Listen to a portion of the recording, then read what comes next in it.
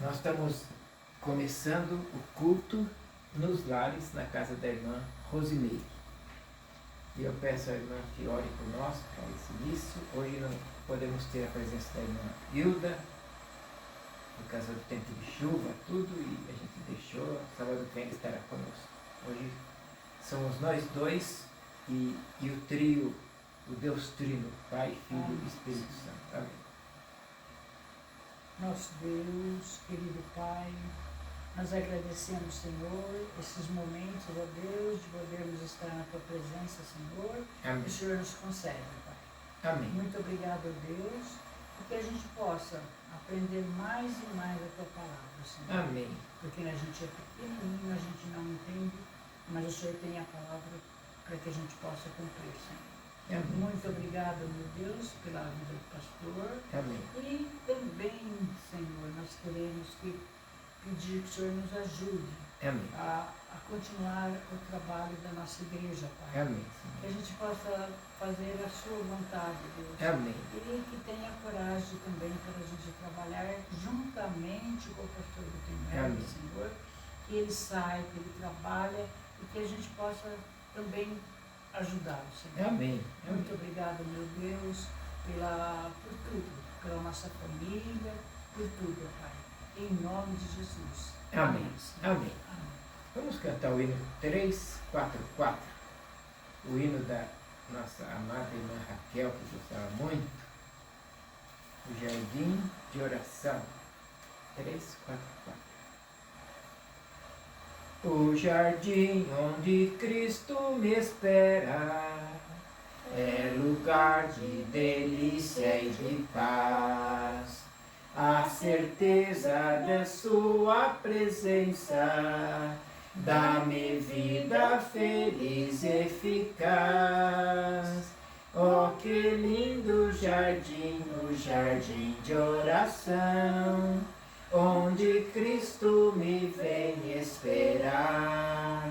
Perto dele estarei e contente serei, de minha alma seus pés derramar.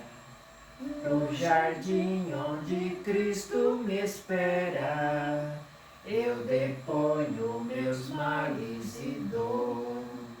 E por bênção de Deus confortado, dou louvores ao meu Redentor. Oh, que lindo jardim, o jardim de oração, onde Cristo me vem esperar.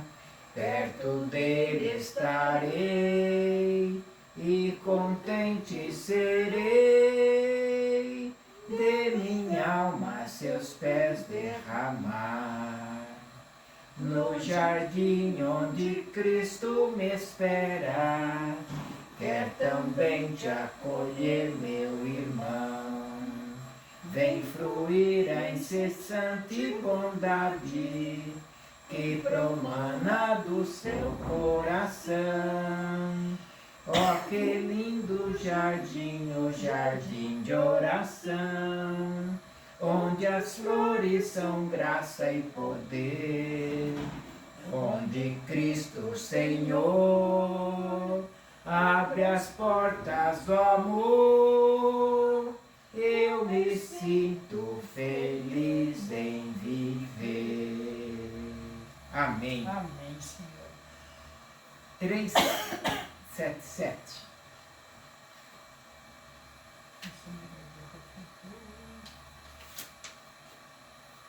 Eu estou perdendo a voz. É? Eu estou perdendo a voz. É. Deixa eu fazer uma experiência aqui.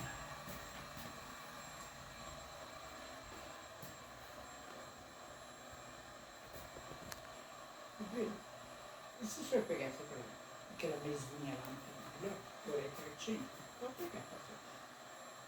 Por aí.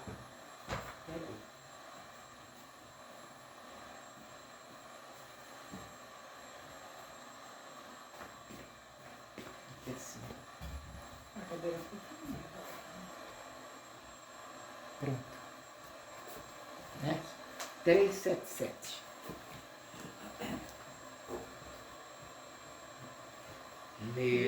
tem que o tentador te vá vencer. Luz te falta e onde está não podes ver. Abre o coração e deixa Cristo entrar, e o sol em ti raiar. Deixa a luz do céu entrar, deixa o sol em ti nascer. Abre o coração e deixa Cristo entrar, e o sol em ti nascer. Fraca está a tua fé no Salvador. Deus não ouve as tuas preces com favor. Abre o coração e deixa Cristo entrar, e o sol em ti raiar. Deixa a luz do céu entrar, deixa o sol em ti nascer. Abre o coração e deixa Cristo entrar, e o sol em ti nascer. Queres ir andando alegres para o céu, ignorando todo negro e denso véu. Abre o coração e deixa Cristo entrar, e o sol em ti raiar. Deixa a luz do céu entrar, deixa o sol em ti nascer. Abre o coração e deixa Cristo entrar, e o sol em ti nascer. Amém, Senhor. Amém. Cristo chamou 12 para apóstolos seus. Era Simão, Pedro, Filipe, Mateus, Tadeu e Tiago, João, Tiago, André, Bartolomeu, Judas, Simão e Tomé. João viu números dos redimidos, e todos louvavam ao Senhor.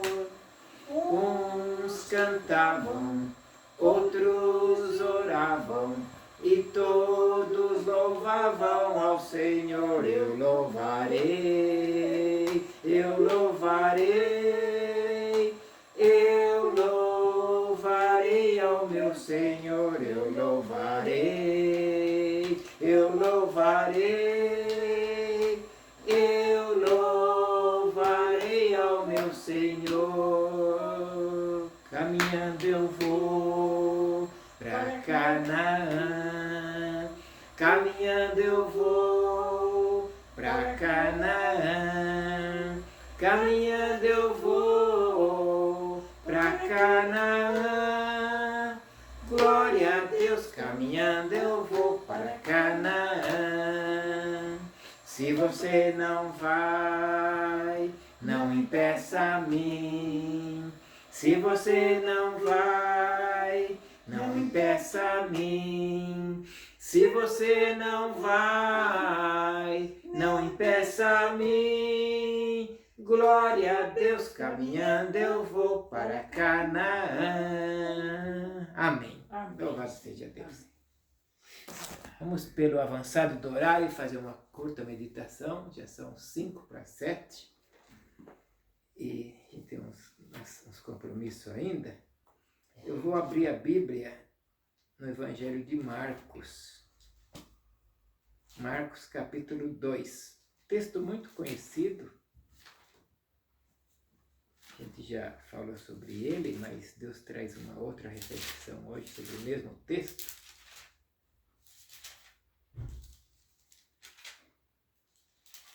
Deus, Marcos 2. Marcos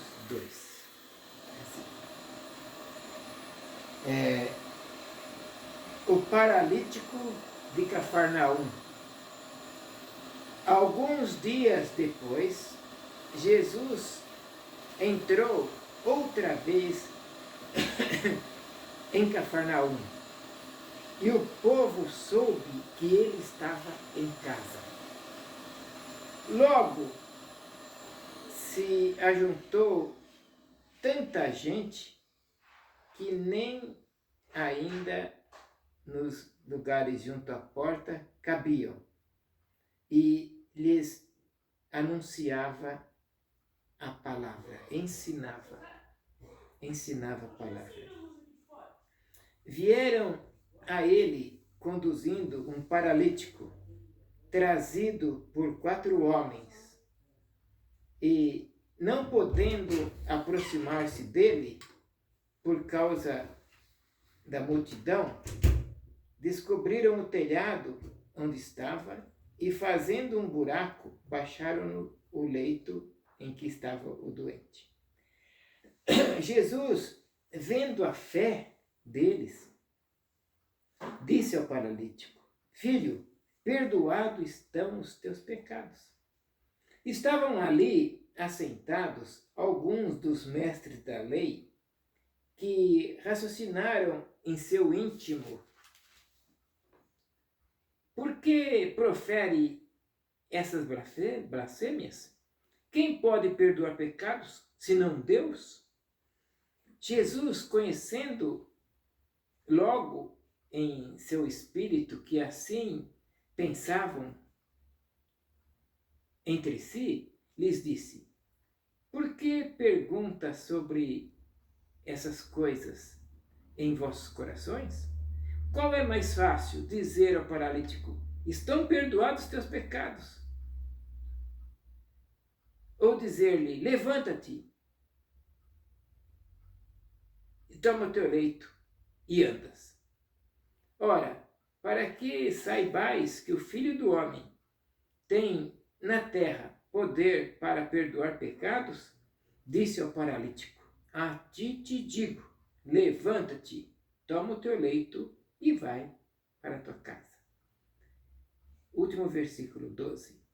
Ele se levantou e, tomando logo o leito, saiu da presença de todos, de sorte que todas as pessoas se admiraram e glorificavam a Deus, dizendo: nunca vimos tal coisa. Amém. Amém. Amém. Então, a gente vê essa história verdadeira, esta passagem contada pela palavra de Deus, que Jesus aí, ele estava no começo do ministério dele, né? No começo. Então, eu queria voltar um pouco na imaginação. Teve 4 pessoas que pegaram o paralítico para levar, não é isso? Então vamos voltar. Esses 4 paralíticos eram judeus que se converteram, eram recém-convertidos ao cristianismo. Consegue voltar para trás? A gente está voltando. Esses 4, para pegar o amigo e levar, eles tiveram que antes ter ouvido falar de Jesus. Tiveram que ter aceito. Então esses 4 recém-convertidos pegam e lembram de um amigo, que também é judeu, mas que a religião judaica atrapalhava ele. Porque todo judeu com algum problema de enfermidade, paralítico, cego, já falava assim: quem pecou, o pai ou a mãe? Sabe? Então eles tinham essa dificuldade, sabe? Então o paralítico ia ficar a vida inteira ali paralítico e culpado. Alguém pecou e eu estou pagando. Né? Então aqueles 4 falaram assim: nós temos um amigo, e se a gente levar para Jesus, Jesus pode curá-lo. Eles conheceram Jesus, esses 4. Vamos pensar dessa forma. Por causa da fé. É só uma pessoa de fé que leva outro a Jesus. É só uma pessoa que já passou pela experiência de conhecer Jesus que quer levar alguém a Jesus, né? Que quer levar. Então esses 4, vamos pensar assim, eles conheceram Jesus e viram que Jesus estava em casa. E Jesus estava em casa ensinando a palavra. Jesus não estava fazendo um culto de cura e de libertação. Estava ensinando. Você viu que tinha lá mestres da lei e tal, tinha bastante gente. E era um hábito deles, um tempo, fazer esse tipo de reunião para reunir todo mundo, para dizer, tipo assim, vamos pensar em reunião da liderança para dizer dos projetos, né? Como está indo e tal.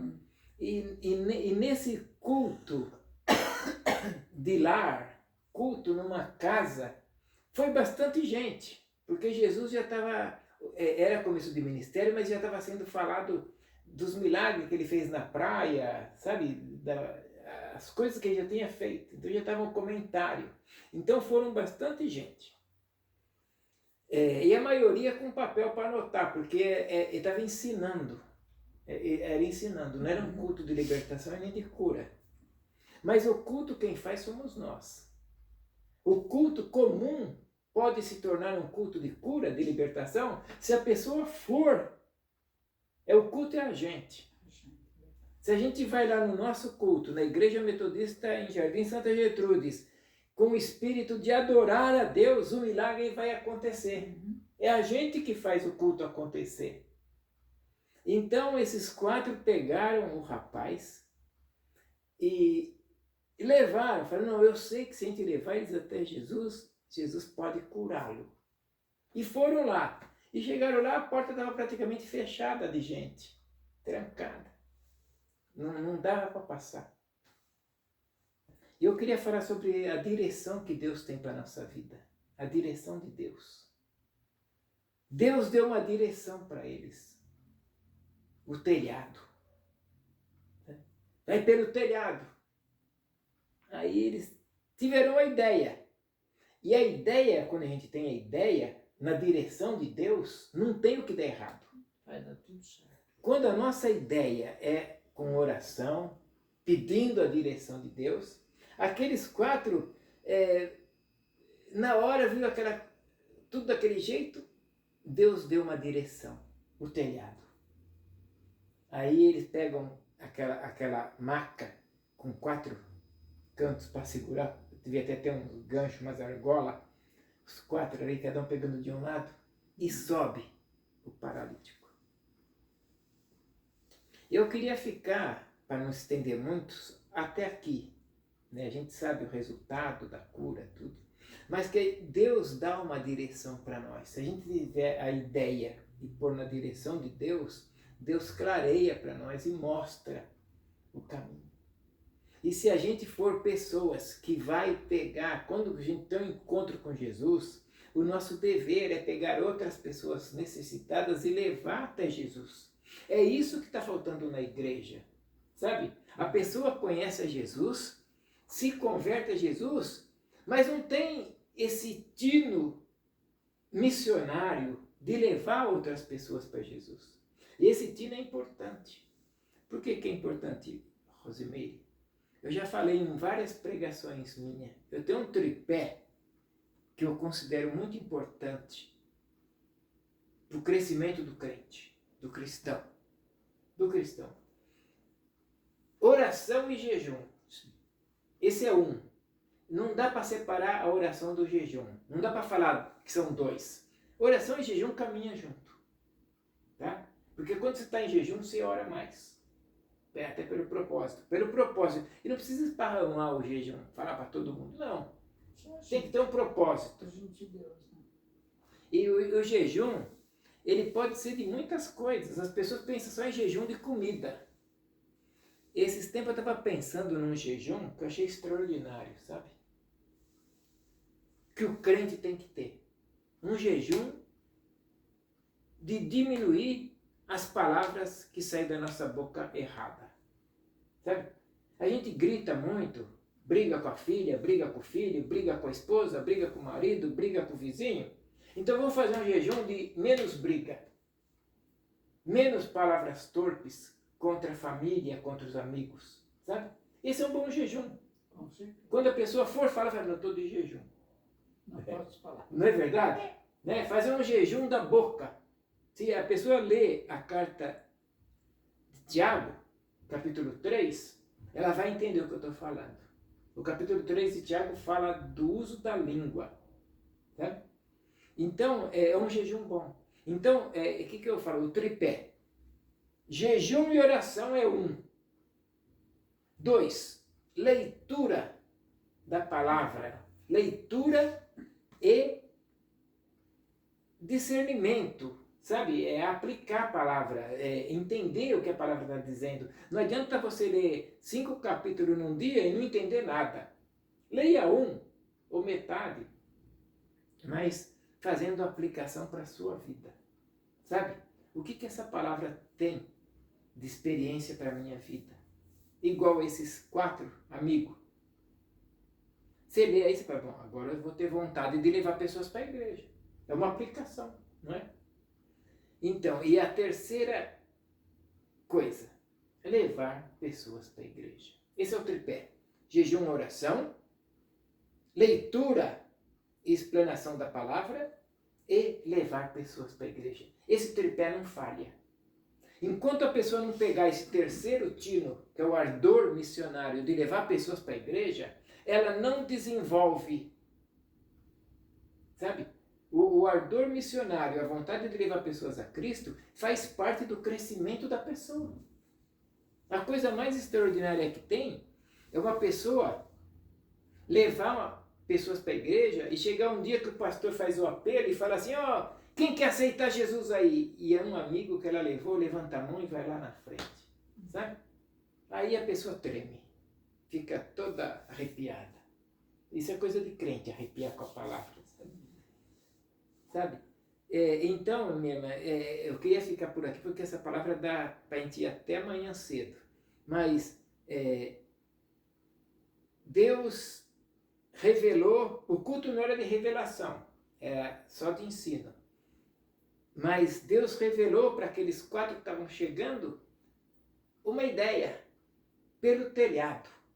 Então isso é direção de Deus. Eu queria falar sobre direção, é Deus dando direção. Como fazer. Então nós vamos ficar hoje nesse culto no lar, em Cafarnaum, na casa de Jesus. Jesus morava nessa casa. Tá? Até dizem os historiadores que era uma das casas de Pedro. Pedro, como pescador, ele tinha perto ali da praia lugares para pessoas descansar. Você foi lá? Sabe assim, casas... Agora é uma... Tipo hotelzinho, sabe? Assim, com vários quartos. Nossa. Você foi lá? Que legal. Então, eu li isso na história. Sabe? Que Pedro, ele alugava para as pessoas de fora. Agora é só ruim, né? E ele arrumou lá para Jesus. Agora é uma área, uma igreja, né? Linda, que a gente entra. Muito chique. Então, e Jesus estava na casa dele fazendo um culto no lar, um culto de ensino. De repente o culto se tornou um culto de revelação, que Deus revelou para os 4 amigos, e um culto de cura, que Jesus curou o paralítico. Né? Então, como eu falei já, sendo repetitivo agora, a gente faz o culto. Se a gente vai com alegria para a igreja, para fazer um culto, para adorar a Deus, o culto pode ter milagre, sim. Com certeza. Sabe? É nós que fazemos o culto ficar de cura ou de libertação. Né? Então, aí ele diz no último versículo, e todos glorificavam a Deus. E gritavam e cantavam, nunca vimos tal coisa, nunca vimos coisa igual. Eu acho extraordinário esse fechamento dessa história, sabe? Nunca vimos coisa igual. Que os milagres de Jesus é assim, cada vez que Jesus opera um milagre em alguma pessoa, a gente fica de boca aberta. Né? É maravilhoso. Que Deus Ele pode nos abençoar com essa palavra e que a gente pegue ânimo de levar pessoas para a igreja. Esse é uma revelação desta palavra de Deus. Os 4 amigos eles eram recém-convertidos, mas de conhecer a Jesus, de ver que Jesus pode, pegou e levou. Jesus pode te curar. E é o que nós precisamos fazer com as pessoas na rua. Pegar e levar para a igreja. Que Deus abençoe. Amém. Amém? Vamos orar? Você não esqueceu do Lito, né? Oi? O Lito. Não, Antônio Carlos. Lito. Louvado e engrandecido e exaltado continua sendo o teu nome, Pai. Amém. Sim. Senhor, me ponho de joelhos por esta causa, pelo Lito, Antônio Carlos, Amém. que está lá nos Estados Unidos, Amém. Sim. passando por um problema muito sério de saúde. Amém, Pai. Senhor Deus, o Senhor sempre nos ouve. A gente ora e o Senhor nos ouve. E eu sei que o Senhor vai nos ouvir mais uma vez. Amém. Sim. Obrigado, Pai, por este culto. Obrigado pelos hinos, pelos corinhos. Obrigado por este lar. Obrigado também, Senhor Deus, pelo lar da Hilda, que hoje não pôde vir, mas eu sei que o Senhor está visitando ela lá e ela vai assistir esse culto ainda e vai glorificar a Ti. Amém, Pai. Obrigado pela minha vida. O Senhor tem me sustentado com um braço forte, Pai. Obrigado. Obrigado pelo trabalho de hoje, pelo Ricardo. O Ricardo, Pai, que há 20 anos atrás nos ajudou muito. Amém. E hoje nós tivemos um encontro maravilhoso ali na feira, Pai. Muito obrigado pela vida do Ricardo. Amém. Obrigado. Abençoa o que o filho dele vai montar, o hortifruti que vai montar ali, Amém. perto do onde era o mercado deles, Pai. Abençoa o filho dele, o Pedro. Pedro, o filho do Ricardo. Amém. Abençoa o Ricardo, toda a sua família. Amém. Muito obrigado pelo trabalho da feira, que tem dado seus frutos, Pai. E é o Senhor que faz. O trabalho é teu e ele tem a tua bênção, Pai. Amém. Muito obrigado. Obrigado por este lar. Obrigado pela tua palavra. Amém. Nós oramos agradecidos em nome, por amor de Jesus. Nosso único Senhor, suficiente e eterno Salvador. Amém. Aleluia. Amém. Amém. Que a graça do Senhor Jesus e o amor de Deus o Pai e a comunhão